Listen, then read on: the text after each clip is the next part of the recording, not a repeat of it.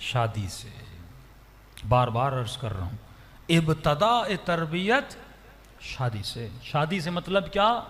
ابھی بچہ پیدا نہیں ہوا، بچے کی ماں کی تلاش میں نکلے ہو، یہاں سے نسل کی تربیت کی ابتدا ہوتی ہے۔ بندہ کوئی گھوڑا بھی لینے جاتا ہے نا، اچھی نسل کا لیتا ہے۔ ہاں، زمین بھی کہیں پہ خریدنے جاتے ہو نا، ایسی زمین ہو جس کا پانی میٹھا ہو، سیک نہ ہو، اس جگہ پہ جا کے زمین لیتے ہو۔ لیکن افسوس سے لوگ شادیاں کرتے ہیں، جو ملا شادی کر لی۔ معیار کیا بناتے ہیں شادیوں میں؟ مال، دولت، حسن، پیسہ۔ معصوم فرماتے ہیں نہیں، اچھی عورت کی نشانیاں میرے چھٹے امام نے بتائی ہیں، اچھے مرد کی نشانیاں میرے امام نے بتائی ہیں۔ قرآن ذکر کرتا ہے طیبات للطیبات والخبیثات للخبیثات، طیب طیب کے لیے، خبیث خبیث کے لیے۔ ہاں، اگر تو خبیث ہے جا کسی خبیث سے جا کے شادی کر، لیکن اگر تو خود کو طیب سمجھ رہا ہے، علی کا شیعہ سمجھ رہا ہے، تو تیرا انتخاب اچھا ہونا چاہیے، کیونکہ غلط انتخاب انسان کی پوری زندگی کو تباہ و برباد کر دیتا ہے۔ شوہر اور بیوی قمیص تو نہیں ہے کہ تم نے آج لی اور اگلے سال تم نے بدل لی۔ 60 سال کا سودا ہے، 50 سال کا سودا ہے۔ گھر بھی بندہ لے لے، مزہ نہ آئے تو بندہ گھر کو بیچ لیتا ہے۔ شادی تو ایسا نہیں ہے نا، زندگیاں تباہ ہو جاتی ہیں۔ مولا کیسی عورت سے شادی کی جائے؟ امام جناب عقیل کو وہ نشانیاں بتاتے ہیں کہ عقیل قبیلہ دیکھ، بہادر قبیلہ ہو، مطلب جس قوم سے شادی کر رہا ہوں، جس فیملی سے شادی کر رہا ہوں، اس فیملی کی کچھ صفات لوگوں میں مشہور ہونی چاہیے۔ مثلا بھائی فلاں کا گھرانہ تو بڑی سخاوت والا ہے، فلاں تو بڑے تقوی میں مشہور ہیں، فلاں تو ایمانداری میں بڑے مشہور ہیں، مطلب جن کی شہرت اچھی ہو ان کے یہاں سے شادی کر، بدنام گھرانوں سے شادی نہ کیا کر۔ رسول کی حدیث بھی ہے کہ ایسی عورت سے شادی نہ کر۔ ایک پھول ہوتا ہے جو گندگی میں اگتا ہے، بڑا خوبصورت پھول ہوتا ہے، لیکن جہاں پہ اگا ہے وہ کیا ہے؟ گندگی ہے۔ مطلب اس پھول نے جہاں سے فیڈ لیا ہے وہ فیڈ کیا ہے؟ گندی ہے۔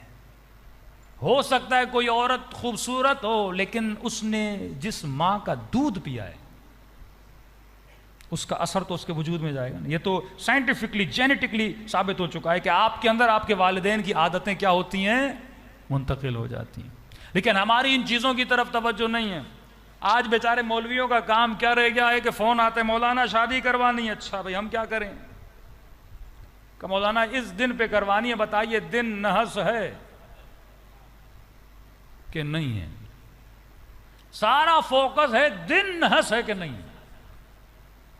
اچھا کچھ علماء اس چیز کو مانتے ہیں، ایک گروہ علماء کا یہ چیز کو نہیں مانتے، کچھ کا عقیدہ ہے کہ دن نحس ہوتا ہے، دن نحس نہیں ہوتا، کچھ کا عقیدہ ہے نہیں ایسا کچھ بھی نہیں ہے، لیکن کچھ کہتے ہیں قرآن میں ایسی آیتیں ہیں جس میں خدا نے دنوں کو نحس بولا ہے۔ تو دن اپنی وجہ سے نحس نہیں ہوتا۔ دن نحس کیوں ہوتا ہے؟ کیونکہ اس دن میں کسی نبی کی قوم نے اللہ کی مخالفت کی ہے، تبھی وہ دن کیا بنا؟ نحس بنا۔ قوم لوط نے مثلا کسی دن میں کچھ کیا، اللہ نے منع کیا مثلا اس دن مچھلی کا شکار نہ کرنا، انہوں نے اللہ کی مخالفت کی، شکار کر دیا، وہ دن کیا ہو گیا؟ نحس ہو گیا۔ کسی دن میں کسی امام کی ولادت ہوئی، وہ دن کیا ہو گیا؟ مبارک ہو گیا۔ کسی دن کسی امام کی شہادت ہوئی، وہ دن کیا ہو گیا؟ مصیبت والا دن ہو گیا۔ تو بذات خود دن اچھا اور برا نہیں ہوتا، ہمارا عمل ہے جو اس دن کو اچھا کرتا ہے اور برا کرتا ہے۔ اب مولا فرماتے ہیں مومن کے لیے ہر وہ دن عید ہے جس میں مومن گناہ نہ کرے۔ مطلب تیری ڈیلی بیسس پہ عید ہو جاتی ہے۔ اب پوری جستجو کر کے ریسرچ کر کے جب شادی کرتا ہے، ہاں بھائی یہ دن بڑا اچھا ہے، اب اس پہ بیٹی کی شادی کروانی ہے، چلو شادی کروائی۔ مولوی صاحب بیچارہ اس شادی میں جاتا ہے 5 منٹ کے لیے، زیادہ مولوی کو کوئی برداشت کرتا نہیں۔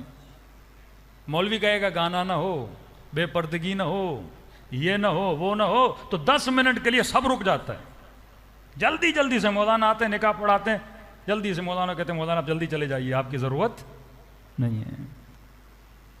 اب یہ بتائیے اس نے حسن دن ڈھونڈا کہ یہ اچھا دن ہے، مثلا کسی مولا کی ولادت کے دن کو کہ بہت نیک دن ہے، میں بیٹی کی شادی کروا رہا ہوں، اور اس دن میں اس نے اللہ کی مخالفت کی، اس دن میں اس نے ناچ گانا کیا، اس دن میں اس نے بے پردگی کی، اس دن میں عورت اور مرد مخلوط ہوئے، اس دن میں گانا باجا ہوا، تو اس نے اپنی شادی کے دن کو نحس بنا دیا۔ اس کے اثرات کس پہ ہوں گے؟ اس کی بیٹی پر اور اس کے بیٹے پر ہوں گے، اور آنے والی نسلوں تک اس کے اثرات رہیں گے۔ مولا علی اور جناب سیدہ کی شادی، رسول خدا نے کہا خبردار عورتوں کو کہا کہ کبھی ایسی رسومات کو انجام نہ دینا جو خلاف اسلام ہیں۔ آج عورتیں کہتی ہیں تو ہم انڈیا سے ہم یہ رسمیں کرتے ہوئے آ رہے تھے، مولوی صاحب آپ کیسے روک سکتے ہیں؟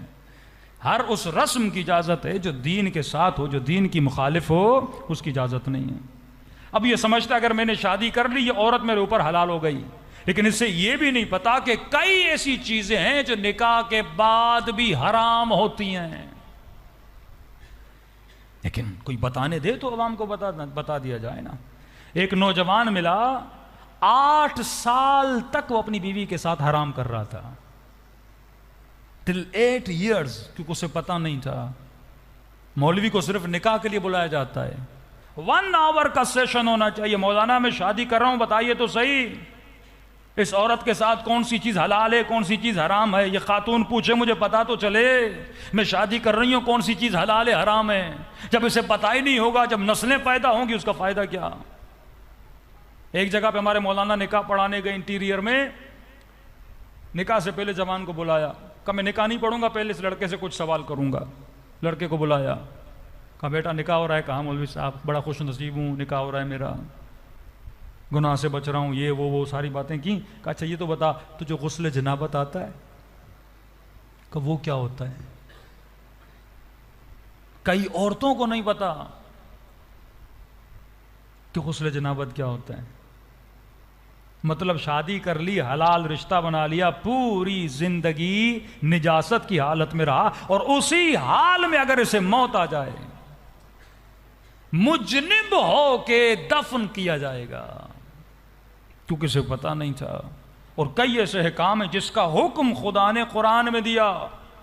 رسول خدا کے پاس لوگ آتے تھے، سوال کرتے تھے، یسألونک عن المحیض، یہ قرآن کی آیت ہے، لا حیاء فی الدین، جب تک جوان کو پتا نہیں ہوگا یہ کیسے حلال و حرام کو سمجھ پائے گا؟ ہر مجلس میں کم از کم 2 حکام بتا دینے چاہیے۔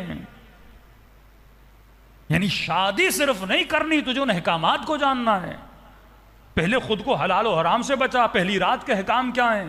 جب نطفہ شکم مادر میں ٹھہر جاتا ہے اس کے بعد حکام کیا ہیں؟ کون سی دعائیں، کون سی نمازیں، کون سی راتیں، کون سے لمحے، یہ سارا اہل بیت نے بتایا ہے۔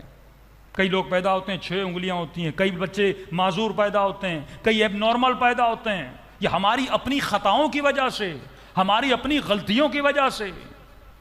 2 بچے ہیں، فرمایا یہ مخالفت خدا کرتے ہیں، مخالفت اہل بیت کرتے ہیں، ایک ولد الزنا ہے، ایک ولد الحیض ہے۔ سختی سے معصومین نے منع کیا کہ وہ کون سا وقت ہے کہ شوہر بیوی کے پاس جائے اور نہ جائے۔ کیوں؟ کیونکہ اس کا اثر تمہاری نسلوں میں پیدا ہوگا۔ یہاں تک فرمایا کہ جس روم میں میاں بیوی ہوتے ہیں اس میں چھوٹا بچہ سلانا نہیں چاہیے، تمہاری آواز وہ نہ سنے۔ کہ مولا کیوں؟ کہ بڑا ہو کے زانی بنے گا۔ یہ نشانی اہل بیت نے بتائی۔ اب کہ مولانا حدیث کے ساتھ بھی پڑھ لی، آیت الکرسی بھی پڑھ لی، شادی میں ہم نے دعا بھی کروا لی، ڈیلی زیارت عاشورہ بھی پڑھیں، بچے پھر بھی نہیں سدھر رہے ہیں۔ میں نے بتایا تھا زمین میں جب دانہ ڈالتے ہو نا، وہ جو انوائرمنٹ ہے وہ اس کے گرو ہونے میں بڑا اثر رکھتا ہے۔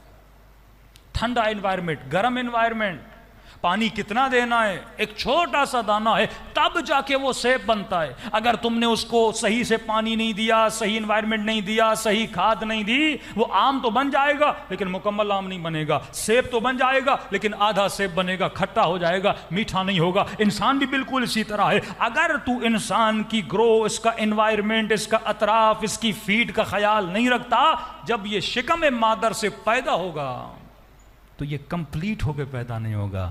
ہو سکتا ہے جسمن تجھے کمپلیٹ لگے لیکن اس کے خون میں، اس کے جینیٹکلی جو اس کے اندر پرابلمز ہوں گی، پھر پوری زندگی تو پچھتاتا رہے گا۔ پھر مرحلہ آتا ہے بچہ جب پیدا ہوتا ہے 7 سے 14، 14 سے 21 یا 19 سال تک تو نے اس کی تربیت کیسے کرنی ہے۔ تو پہلی سب سے بڑی بدبختی جو ہماری شادیوں میں ہے کہ ہم شادیوں میں شیطان کو راضی کرتے ہیں، حسین کو ناراض کرتے ہیں۔ رسول خدا فرماتے ہیں آخری زمانے میں آنے والی امت سے میں رسول بیزار ہوں، کہ نمازیں پڑھیں گے، روزے رکھیں گے، سب کچھ کریں گے، کہ میں بیزار ہوں، میں ایسے لوگوں سے تبرہ کرتا ہوں۔ رسول خدا فرماتے ہیں، فرمایا یا رسول اللہ کیا وہ آپ سے محبت نہیں کریں گے؟ کہ زبان سے تو بولیں گے ہم محمد سے محبت کرتے ہیں، علی سے محبت کرتے ہیں، حسن سے محبت کرتے ہیں، حسین سے محبت کرتے ہیں، لیکن وہ بھی اپنے عمل سے مجھ رسول پہ تبرہ کر رہے ہوں گے، اپنے عمل سے مجھ سے بیزاری کا اظہار کریں گے۔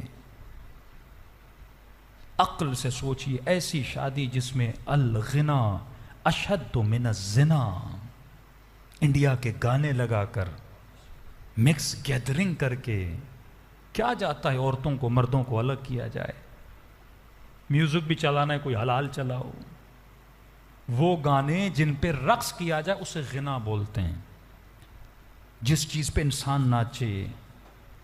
تبھی فرمایا ایسا فرد جب اپنی بیٹی کی شادی کراتا ہے یا بیٹے کی، اس کے نام اعمال میں لکھا جائے گا اس نے شادی نہیں کروائی، اس نے اپنی بیٹی کا قتل کر دیا ہے۔ آؤ علی اور فاطمہ کی شادی دیکھو، ہماری رول ماڈل کون ہے؟ محمد اور علی ابن ابی طالب ہیں۔ صلوات پڑھے محمد و علی۔